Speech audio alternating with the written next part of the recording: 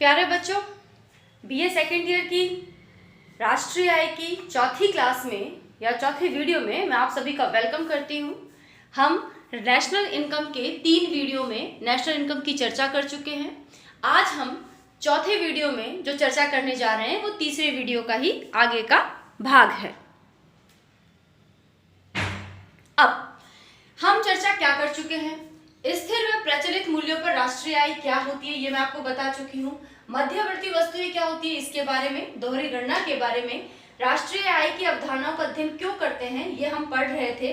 फिर हम आपको बताएंगे परोक्ष कर और सब्सिडी क्या होती है और राष्ट्रीय आय का आकलन बाजार भाव और साधनों लागत पर किस प्रकार होता है इसकी हम चर्चा करेंगे। तो मैंने बच्चों आप लोगों की सुविधा के लिए एक छोटा सा डायग्राम टाइप बनाया है। तो हम वापस अपने उसी पॉइंट पर चलते हैं। जब हम राष्ट्रीय आय की बात करते हैं तो बार बार ये कहते हैं कि राष्ट्रीय आय का तात्पर्य ये है कि देश में एक वर्ष में उत्पादित समस्त अंतिम वस्तु व सेवाओं के मूल्यों का योग राष्ट्रीय आय होती है। अब राष्ट्रीय आय के आकलन के बारे में मैं आपको बता चुकी हूँ। अब हमारा जो टॉपिक चल रहा था वो ये है कि राष्ट्रीय आय की अवधारणाओं का हम अध्ययन क्यों करते हैं। देखिए, यहाँ पर हमने एक देश में उत्पादित होने वाले उत्पादन और सर्विसेज, प्रोडक्शन और सर्विसेज को ले लिया है। अगर हम प्रोडक्शन के बजाय यहाँ गुड्स शब्द लिखते हैं तो वो ज्यादा एप्रोप्रिएट होगा। गुड्स का मतलब होता है वस्तुएं, गुड नहीं है, गुड्स। अब एक देश में एक वर्ष में उत्पादित वस्तु व सेवाओं के मूल्यों का योग राष्ट्रीय आय होता है। तो गुड्स और सर्विसेज के जो मूल्य है, जो बाजार मूल्य है, उसे हम राष्ट्रीय आय कहते हैं। लेकिन इस मूल्य का आकलन भी हम कई पक्षों से कर सकते हैं। कैसे? उत्पादन और सेवाओं का कौन सा मूल्य जोड़े, कौन से मूल्य का आकलन करें? देश में और विदेश में दोनों ही तरीकों से देश को जो आय प्राप्त हुई है उसको जोड़े। देश और विदेश से जो आय प्राप्त हुई है उसे हम जोड़ते हैं तो हम किस अवधारणा का प्रयोग करेंगे? ग्रॉस नेशनल प्रोडक्ट, यानी कि सकल राष्ट्रीय आय। जब हम राष्ट्रीय आय की विभिन्न अवधारणाएं पढ़ेंगे तो जहां राष्ट्रीय शब्द आएगा, जहां नेशनल शब्द आएगा, उसका मतलब है कि उस गणना में हम देश और विदेश दोनों ही क्षेत्रों से जो इनकम मिली है उसको हम आकलन कर रहे हैं। दूसरा जो अप्रोच है वो ये हो सकती है कि सिर्फ देश की सीमाओं के अंदर अंदर जो वस्तु और सेवाओं का उत्पादन हुआ है हम उनका आकलन करें। तो जब हम उनका आकलन करेंगे तो हम किस टर्म का यूज करेंगे? सकल घरेलू उत्पाद, ग्रॉस डोमेस्टिक प्रोडक्ट। जहां पर घरेलू या डोमेस्टिक शब्द आएगा उसका मतलब हम क्या कह रहे हैं कि हम सिर्फ देश की सीमाओं के अंदर जो राष्ट्रीय आय का आकलन हो रहा है उसकी बात कर रहे हैं। तीसरा तरीका ये हो सकता है राष्ट्रीय आय का आकलन का कि गुड्स और सर्विस जो उत्पादित हुई है उनके बाजार मूल्य के आधार पर इनकी वैल्यू का आकलन करें। इनके मूल्यों का आकलन इस आधार पर करें कि उनके बाजार में कीमतें क्या हैं। तो इसे हम कहेंगे राष्ट्रीय I on market price, market price. तरीका ये भी हो सकता है इस उत्पादन और जो आपकी सेवाएं हैं उनका योग का आकलन करने का कि उत्पादन करने में जो लागतें आई, जो साधनों को लागतें दी, उन लागतों के आधार पे आकलन किया जाए। तो इसे हम बोलेंगे राष्ट्रीय आय ऑन फैक्टर कॉस्ट, यानी कि साधन लागतों पर। तीसरा तरीका ये भी हो सकता है। नेक्स्ट तरीका ये भी हो सकता है कि जो वस्तुएं और सेवाएं उत्पादित हुई हैं, अब सेवाओं के उत्पादन में तो कोई टूट फूट नहीं होगी, लेकिन जब वस्तुओं का उत्पादन हुआ है तो उस उत्पादन प्रक्रिया में कुछ टूट फूट भी हुई। जो मैंने पिछले वीडियो में बताया था कि जब प्रोडक्शन होता है तो मशीनें भी घिसती है, वो घड़घड़ आवाज़ करती है, उनमें ऑयलिंग करनी पड़ती है, उनके कोई वायर टूट जाते हैं, मरम्मत करने वाले को बुलाना पड़ता है, उसको मरम्मत करने के लिए उसको खर्चा देना पड़ता है, या हो सकता है मशीन को रिप्लेस करना पड़े, दूसरी मशीन लगानी पड़े प्रोडक्शन करने के लिए। तो इस प्रकार के खर्चे होते हैं, वो खर्चे राष्ट्रीय आय के आकलन में जुड़े ही रहते हैं। लेकिन हमको ये पता करना है कि विशुद्ध रूप से उत्पादन कितना हुआ है, नेट प्रोडक्शन कितना हुआ है। तो हम इस वैल्यू में से उत्पादन में आई टूट फूट के खर्चे इत्यादि को घटा देते। तब हम किस टर्म का यूज करेंगे? तब हम करेंगे gross national product, net national product. यहां जब नेट शब्द आता है या विशुद्ध शब्द आता है तो हम ये कहते हैं कि राष्ट्रीय आय के आकलन में से जो प्रोडक्शन में जो खर्चा हुआ, जो टूट फूट हुई, उसको हटा दिया गया है।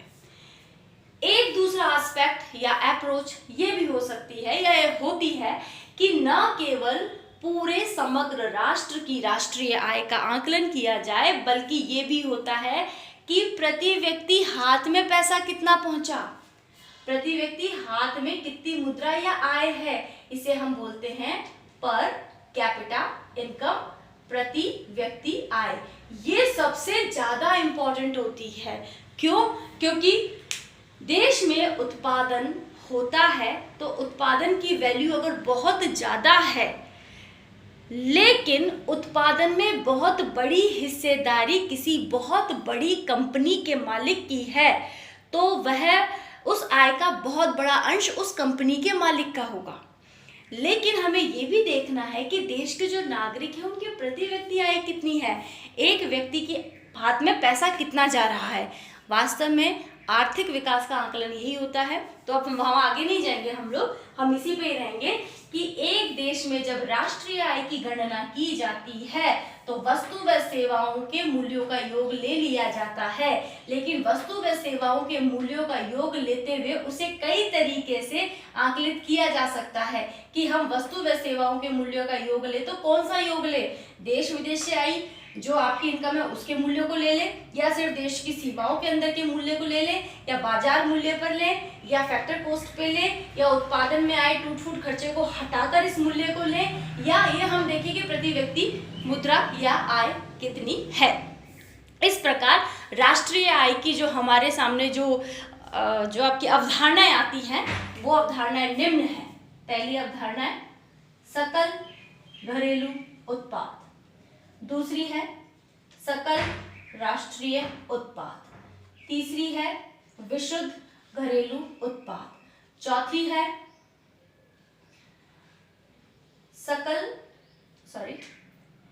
विशुद्ध राष्ट्रीय उत्पाद।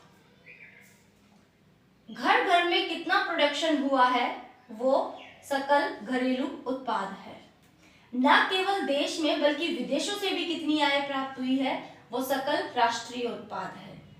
घर घर में जो उत्पादन हुआ है उसके अगर टूट फूट के खर्चे को घटा दिया जाए तो वो विशुद्ध घरेलू उत्पाद है। जो राष्ट्रीय उत्पाद हुआ है, टोटल जो नेशनल इनकम है उनमें से टूट फूट घटा दी जाए तो वो एनएनपी है। अब यहाँ पर हम जीडीपी, जीएनपी, एनडीपी, एनएनपी इनको वाइडली विस्तृत तरीके से पढ़ने जा रहे हैं। सबसे पहली अवधारणा है हमारी सकल राष्ट्रीय उत्पाद, ग्रॉस नेशनल प्रोडक्ट। सकल का मतलब जो जितना है, कंप्लीट, सबको जोड़ लिया जाए। राष्ट्रीय मतलब राष्ट्र का, लेकिन यहाँ पर राष्ट्र का मतलब है देश और विदेशों से प्राप्त आय। तो सकल राष्ट्रीय उत्पाद क्या होता है? एक देश में एक वर्ष में जो सकल राष्ट्रीय उत्पाद है बच्चों को नेशनल इनकम की परिभाषा से मिलता जुलता ये या लगभग वही है, लेकिन इसको थोड़ा हम यहाँ पर और विस्तृत तरीके से आपको समझाने जा रहे हैं कि एक वर्ष में एक देश में उत्पादित वस्तु, कौन सी वस्तु? अंतिम वस्तु प्लस सेवाओं के मूल्यों का योग प्लस विदेशों से प्राप्त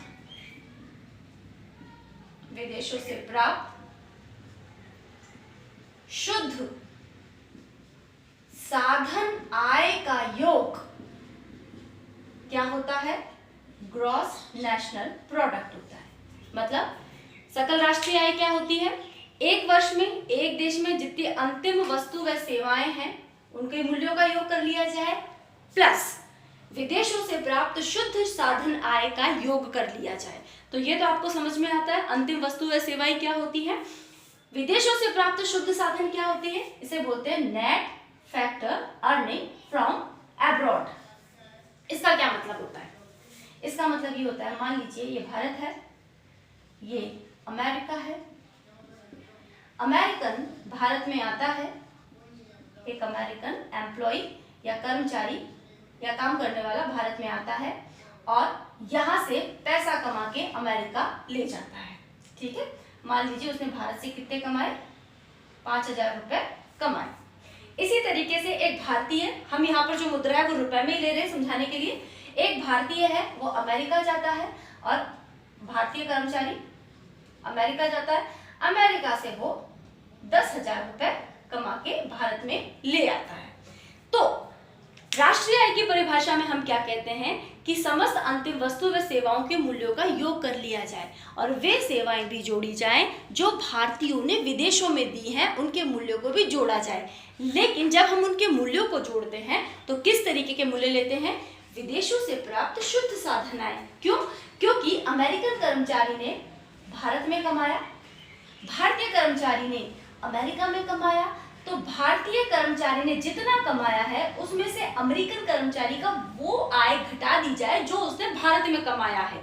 क्योंकि यहाँ पर कमाया अमेरिका ने, जब भारत में सेवाएं दी, अमेरिकी कर्मचारी ने भारत में सेवाएं दी, तो सेवाओं के बदले उसे जो इनकम मिली है वो भारत की राष्ट्रीय आय में सम्मिलित नहीं होगी, क्योंकि वो तो अमेरिका भेज दी जाएगी। इसी तरीके से जो भारतीय कर्मचारी ने अमेरिका में सेवा दी है उस सेवा का मूल्य अमेरिका की राष्ट्रीय आय में सम्मिलित नहीं होगा, क्योंकि वो तो भारत में भेज दी जाएगी। इसलिए net factor earning from abroad या विदेशों से प्राप्त शुद्ध साधन आय का मतलब है भारतीय साधन ने विदेशों में रहकर जो कमाया है उसमें से वह आय घटा दी जाए जो विदेशी कर्मचारी ने या विदेशी साधन में भारत में रह के कमाया है। तो इसका मतलब net factor earning from abroad क्या हो गया, 10,000 माइनस 5,000, तो 5,000 क्या है, विदेशों से प्राप्त शुद्ध साधन आय है जिसको जोड़ लिया जाएगा सकल राष्ट्रीय उत्पाद में। तो इस प्रकार पहली जो हमारे पास अवधारणा ये है कि राष्ट्रीय आय को आंकलित ऐसे भी किया जा सकता है कि एक देश में एक वर्ष में उत्पादित समस्त अंतिम वस्तु व सेवाओं के मूल्यों का योग प्लस विदेशों से प्राप्त शुद्ध साधन आय को जोड़ लिया जाए तो ये सकल राष्ट्रीय उत्पाद हो जाती है। अब इस सकल राष्ट्रीय उत्पाद को, जीएनपी को, हम मार्केट प्राइस पर और फैक्टर कॉस्ट पे, यानी कि बाजार भाव पर और साधन लागत दोनों पर जोड़ सकते हैं। अब ये क्या टर्म है, बाजार भाव या साधन लागत पर, तो बाजार भाव तो यही है कि जो अंतिम वस्तु व सेवाएं हैं उनके मूल्य का योग बाजार भाव पे ले लिया जाए तो मार्केट प्राइस पे हो जाएगी। तो हम इसे लिखेंगे जीएनपी एट मार्केट प्राइस।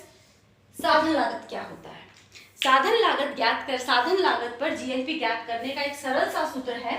पहले हम यहाँ पर सूत्र लिख देते हैं, उसके बाद में मैं आपको सारी अवधारणाएं जब समाप्त हो जाएंगी उसके बाद में मैं आपको बताऊंगी कि साधन लागत पर किस तरीके से कोई टर्म ज्ञात की जाती है। यहाँ पर सिर्फ हम ये ले लेते हैं, GNP at factor cost is equal to GNP at market price minus indirect taxes plus subsidy। परोक्ष कर घटा दिए जाएंगे और सब्सिडी की राशि जोड़ दी जाएगी जीएनपी एट मार्केट प्राइस में, तो हमारे पास जीएनपी एट फैक्टर कॉस्ट निकल जाएगा। मैं फिर आपको बोल रही हूँ ये फैक्टर कॉस्ट किस तरीके से ज्ञात की जाती है मैं आपको बाद में उदाहरण देके समझाऊंगी। तो सबसे पहले हमने क्या पढ़ लिया, ग्रॉस नेशनल प्रोडक्ट, जिसका मतलब ये है कि देश ने खुद के स्तर पर, घरेलू स्तर पर और विदेशों से जो कमाया है वो दोनों मिलकर ग्रॉस नेशनल प्रोडक्ट या जीएनपी कहलाते हैं। क्लियर। सेकंड टर्म जीडीपी, जैसे हम बोलेंगे ग्रॉस डोमेस्टिक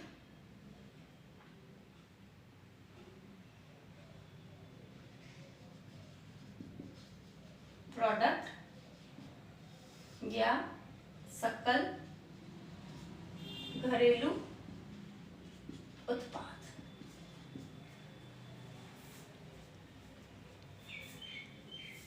सकल घरेलू उत्पाद क्या होता है?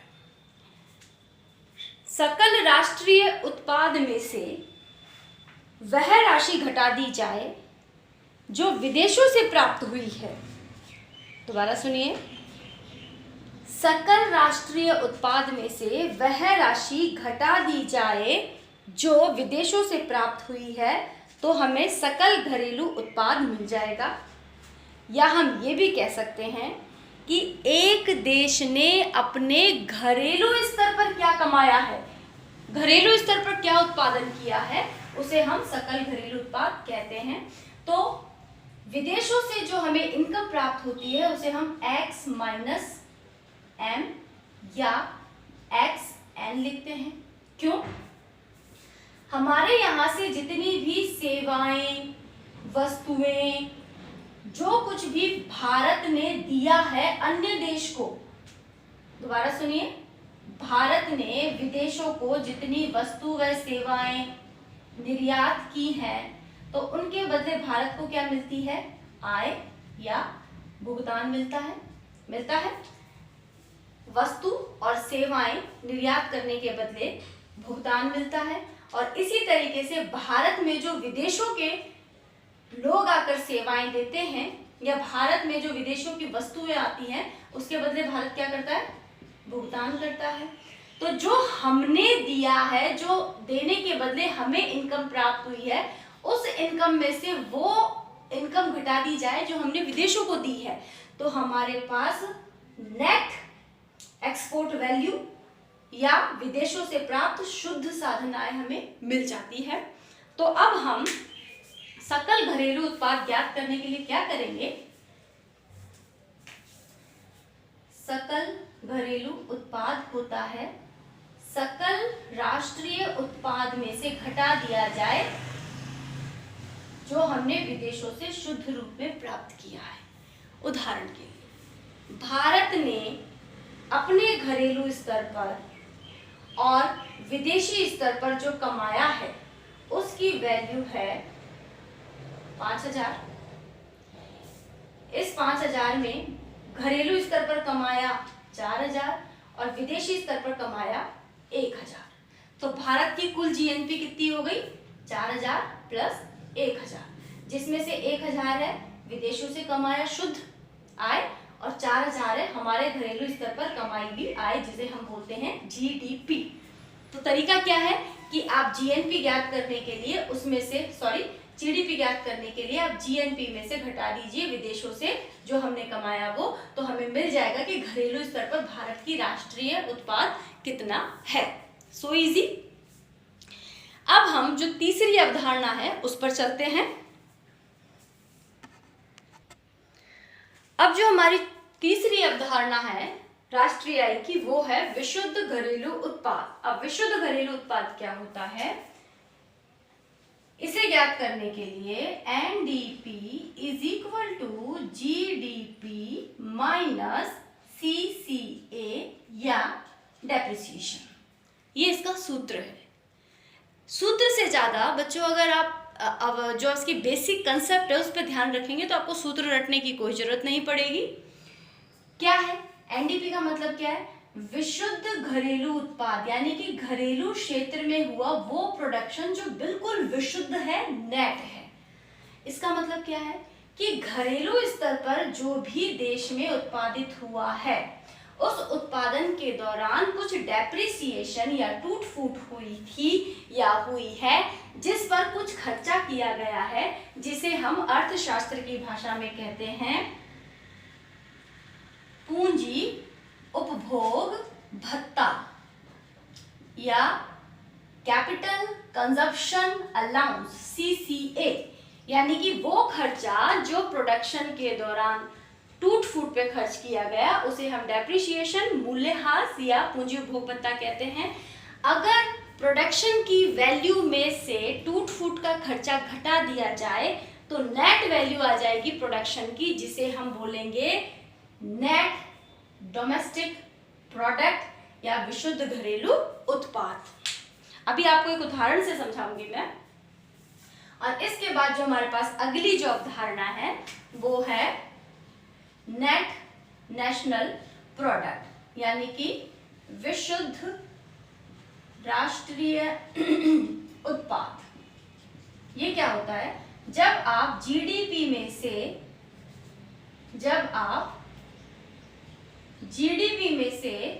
जीएनपी में से घटा देते हैं सीसीए या डेप्रिसिएशन, तो आपको नेट नेशनल प्रोडक्ट मिल जाता है। अब ये चारों अवधारणाएं मैं आपको बहुत ही सरल उदाहरण से समझाने जा रही हूं, ध्यान से समझिएगा। देखिए, भारत का उदाहरण लेते हैं। ये हमारी कंट्री है भारत, जिसकी राष्ट्रीय आय वर्ष 2018-19 में भारत की राष्ट्रीय आय के विभिन्न अवधारणाएं हम इस उदाहरण से समझाने जा रहे हैं। देखिए, यहाँ पे एक बहुत ही सरल उदाहरण से मैं आपको जीडीपी, जीएनपी, एनडीपी और एनएनपी की अवधारणा क्लियर करने जा रही हूँ। हम भारत की राष्ट्रीय आय की गणना करने के लिए आपको कहा गया है वर्ष 2018-19 की, तो हमारे सामने कुछ डाटा रखे गए हैं। घरेलू स्तर पर जो प्रोडक्शन हुआ उस पर कुछ खर्चे आए। प्रोडक्शन किसी का भी हो सकता है, कारों का हो सकता है, आपके गेहूं का हो सकता है, मकानों का हो सकता है, सड़क का हो सकता है, किसी का भी हो सकता है। भारत में जो घरेलू कोई प्रोडक्शन हुए हैं उन पे जो खर्चे आए हैं वो खर्चे मैंने यहाँ लिखे हैं। इसी तरीके से 2018-19 में भारत में विभिन्न प्रकार की सेवाएं प्रदान की गई है, चाहे वो अध्यापक की हो, स्कूल टीचर की हो, वकील की हो, डॉक्टर की हो, तो वो जो सेवाएं हैं उनकी वैल्यू मैंने यहाँ लिख दी है 20,000 रुपये। इसी तरीके से 2018-19 में भारत में विदेशों से जो आय प्राप्त हुई उसकी वैल्यू है 20,000 रुपये।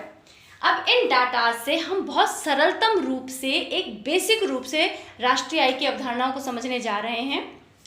सबसे पहले, घरेलू उत्पादन करने में भारत में श्रमिकों को दी गई 1,000 रुपये लागत, पूंजी को दी गई 2,000 रुपये लागत, भूमि को 4,000, प्रबंधक को इतनी, अन्य खर्चे ये वाले, और प्रोडक्शन करने में जो टूट फूट के खर्चे हुए वो है 500 रुपये के। तो सबसे पहले अगर हमको इन आंकड़ों से ये कहा जाए कि आप सकल घरेलू उत्पादन निकालिए, जीडीपी निकालिए, तो जीडीपी क्या होती है? देश के अंदर जो भी प्रोडक्शन हुआ है उसकी वैल्यू ज्ञात कर ली जाए।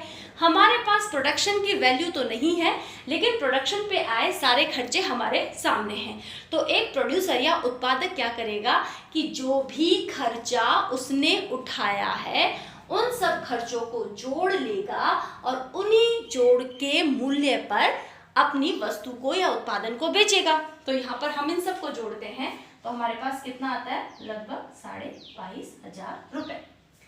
तो 22,500 रुपये का घरेलू प्रोडक्शन हुआ और घरेलू स्तर पर जो सेवाएं दी गई वो कितनी है? 20,000 रुपये। तो अब इससे ये पूछा जाए कि देश में जीडीपी कितनी है, घरेलू स्तर पर प्रोडक्शन कितना है वस्तु व सेवाओं का, तो 22,500 प्लस 20,000, तो कितना हो गया? 22,500 प्लस 20,000। तो ये हमारे पास क्या हो गई? जीडीपी की वैल्यू हो गई। अच्छा, अगर आपसे ये पूछा जाए कि जीडीपी हमें घरेलू वैल्यू तो चाहिए, लेकिन विशुद्ध रूप से घरेलू उत्पादन कितना है, नेट डोमेस्टिक प्रोडक्ट कितना है, यानी कि ये तो हमारे पास वो प्रोडक्शन है